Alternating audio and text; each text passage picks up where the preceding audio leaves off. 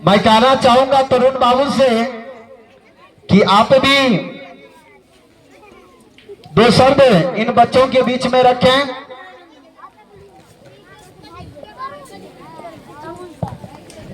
Hello. अब तो नहीं बचा हुआ है क्योंकि इतने शब्द हो चुके हैं कि अब कहने को कुछ भी नहीं बचा हुआ, लेकिन न कहने के लिए है कुछ, उसमें भी कुछ कह देंगे, इतना मुझे खुद पर यकीन है। अभी अभी आपने सुना आपके इस कोचिंग के, इस कन्वेंट के संस्थान के संस्थापक माननीय मुखिया जी को मैंने एक बात कहा कि 2001 ईस्वी में इस संस्थान की स्थापना हुई थी और मुझे याद है कि मैं 2001 ईस्वी में पहली कक्षा में पढ़ता था। ये हमारे लिए एक गौरव की बात है कि हम, जो कि हमारे अभिभावक तुल्य इस संस्थान के संस्थापक है, उनके साथ मंच साझा कर रहे हैं। ये हमारे लिए बहुत ही गौरव की बात है, बहुत ही सम्मान की बात है।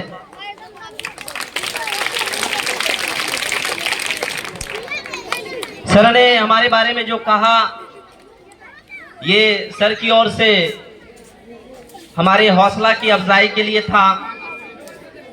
मुझे याद है कि 2013 में मैंने जब इंटर पास किया था, वो 23 अगस्त का दिन था जब हम पहली बार बोर्ड पर मार्कर लेकर के उतरे थे।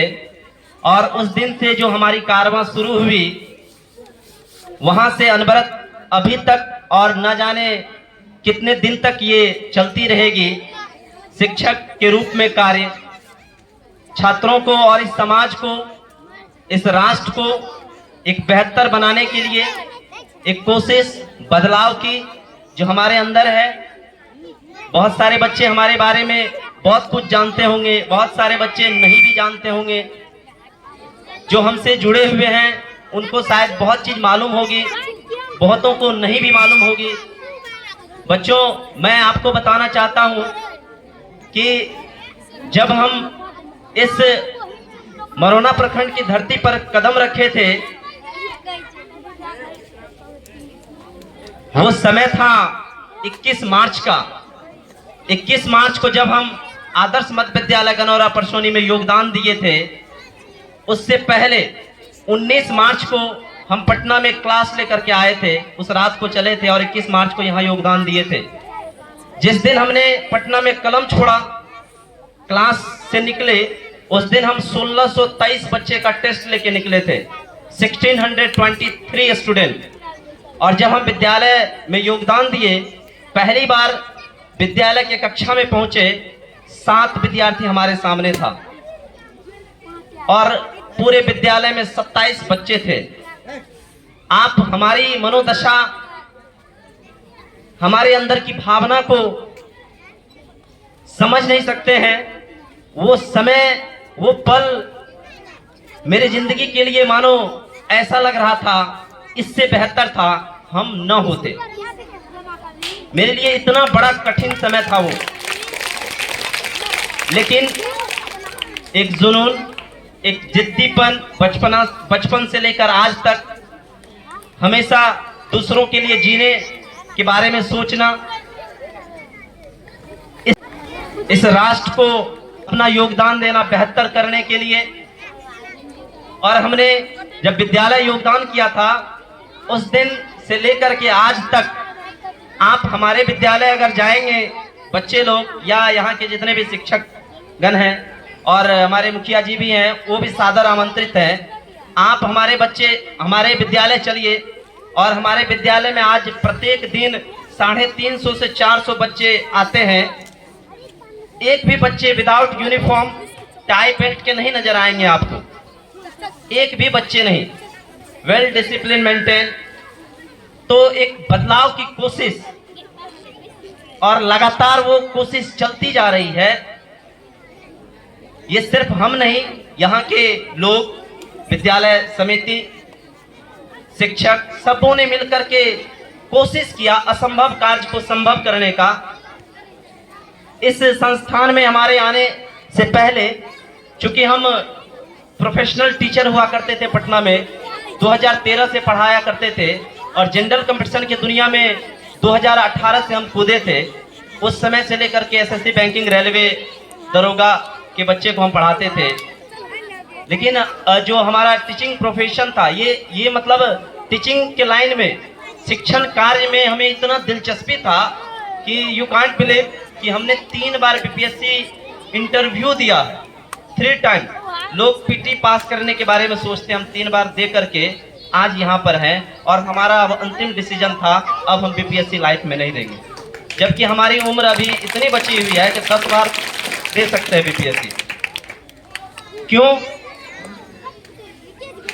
एक दिल में जुनून, एक बात कि पैसा ही सब कुछ नहीं होता है।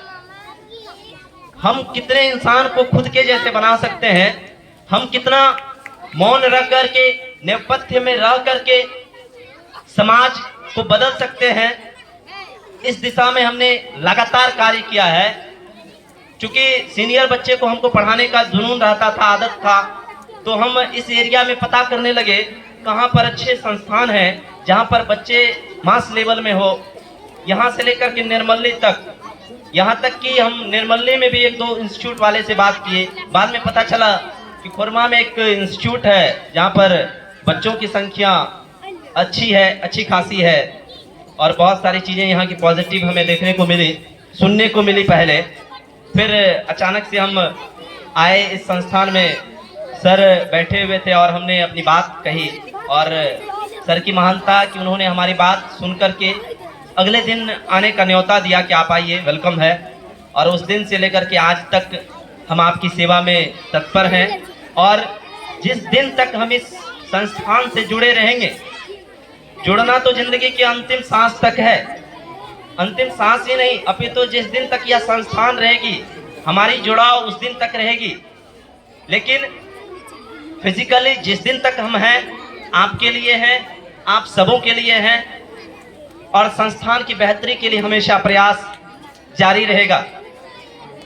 खास करके अभी जो माननीय सर ने कहा, 10th वालों के लिए एक बहुत बड़ी घोषणा की, शायद सर भावना में बह करके घोषणा किए होंगे या जो भी सोच करके किए होंगे। तो सर को हम एक चीज कहना चाह रहे हैं, आपके यहाँ जितने भी 10th में बच्चे हैं, आप इस बात के लिए तैयार रहिएगा, कम से कम 50 को लैपटॉप तो बांटना ही पड़ेगा। क्योंकि हम जब पहला क्लास लिए थे, उस दिन हमारा टारगेट, हमने बच्चों को एक टारगेट दिया 450 का, 450 का टारगेट दिया, और वो 450 कैसे हम अचीव करें, 450 नंबर कैसे हम लाएं, उनके बारे में भी हमने इनसे बात की, इन्हें बताया। और सभी बच्चे, आप सर यकीन मानिए, आपके यहाँ के जितने भी बच्चे हैं, फ्रंट बेंचर से लेकर के बैक बेंचर्स तक, सभी के सभी बहुत ही मेहनती, बहुत ही जुझारू। भले उन्हें नहीं लगता हो, ये अलग बात है, लेकिन हम शिक्षक हैं, हमें पता है कौन बच्चे क्या हैं। हम तो 50 कह रहे हैं, ये संख्या 100% भी हो सकती है अगर बच्चे कोशिश कर ले तो। आज के समय में, इस दौर में, जिस समय आप एग्जाम दे रहे हैं 10th के बच्चे, इस दौर में 420 नंबर लाना बाएं हाथ का खेल है। आप 400 नंबर ला रहे हैं, इसका मतलब आप सुतले थे तब 400 नंबर लाए हैं। थोड़ा आंख खोल दीजिएगा तो 420 आ जाएगा। अब बैठ जाइएगा पढ़ने के लिए तो 450 टॉपर भी बन जाइएगा, कोई बड़ा बात इसमें नहीं है। तो अब उस दिन की कल्पना कीजिए, उस समय का इंतजार कीजिए जब आपके सर एक शिविर लगाएंगे और उसमें कम से कम 50+ लैपटॉप का वितरण इस संस्थान के बच्चे के लिए किए जाएंगे। आप उसके लिए अब तैयारी कीजिए, कोई छोटी बात नहीं है ये आपके लिए। एक लैपटॉप एक साधारण बात नहीं है। हम मिडिल क्लास फैमिली के बच्चे के लिए गार्जियन न जाने कितनी दिन रात मेहनत करेंगे तब आपके लिए एक लैपटॉप लाएंगे, और ये आपके ऊपर है। अब थोड़ा सा कलम, थोड़ा सा बैठने का समय, थोड़ा सा मेहनत आप अपना बढ़ा लीजिए, ये लैपटॉप आपके सामने। इनके अलावे जो भी सर ने कहा, उन बात को आप सभी बच्चे 100% मानने का प्रयास करेंगे, कोशिश करेंगे। हम इंसान हैं, इंसान से गलती होती है, क्योंकि अंग्रेजी में एक फ्रेज है, mistakes are committed by all because man is mortal. हम लोग मरणशील प्राणी हैं, गलतियां हमसे होती है। सर ने राधा कृष्णन के बारे में बहुत गूढ़ बात कही कि शिक्षक दिवस उनके ही जन्म दिवस पर क्यों मनाया जाता है। आप सभी बच्चे ने सुना जाना। राधा कृष्णन मात्र एक शिक्षक तत्कालीन समय में थे। उस समय से लेकर के आज तक जिनकी हम आराधना करते हैं, पूजा करते हैं, मानते हैं, प्रत्येक शिक्षक दिवस पर उसका जन्म दिवस मनाते हैं। एक साधारण व्यक्तित्व नहीं था, बहुत ही बड़े दार्शनिक, समाज सेवी, शिक्षा कक्षा कक्ष से लेकर के भारत के उच्चतम पद राष्ट्रपति के पद तक को उन्होंने सुशोभित किया। ये बहुत बड़ी बात थी उनके लिए, क्योंकि कहते हैं, आप किसी गालिब ने कहा कि रहनुमाओं की अदाओं पर फिदा है ये दुनिया, बहकती हुई दुनिया को संभालो यारो।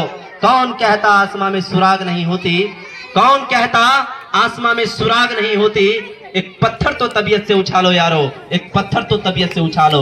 उन्होंने एक पत्थर तबीयत से उछाली और जिसका परिणाम है कि आज हम सभी लोग, आज हम सभी बच्चे शिक्षक एक मंच पर बैठे हुए हैं और उनकी गाथा गा रहे हैं। ये गौरव की बात है।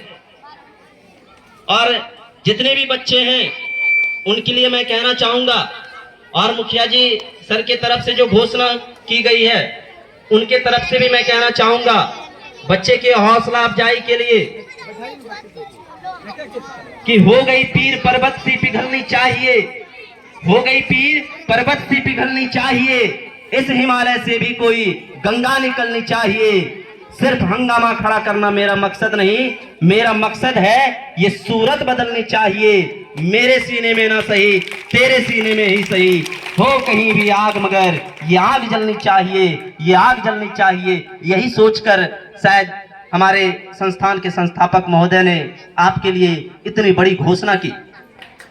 अब आप लोगों के ऊपर है, मैं आप लोगों की तरफ से एक बात कहना चाहूंगा और सर को इस बात की जानकारी दिलाना चाहूंगा बच्चे की तरफ से, बच्चे के हौसले की तरफ से, कि पर्वतों को काटकर राह बना सकते हैं हम, पर्वतों को काटकर राह बना सकते हैं हम, घिर के तूफानों से उन्हें मजा चखा सकते हैं हम। अरे हमें तो तरस आ जाती है आसमां की खामोशी को देखकर, वरना उनका भी सीना चीरकर रोशनी फैला सकते हैं हम, रोशनी फैला सकते हैं हम। इन्हीं शब्दों के साथ मैं अपनी वाणी को विराम देता हूं। एक बार फिर से बहुत बहुत धन्यवाद, बहुत बहुत आभार इस समारोह का हिस्सा बनाने के लिए। धन्यवाद। हेलो, बहुत बहुत धन्यवाद तरुण बाबू।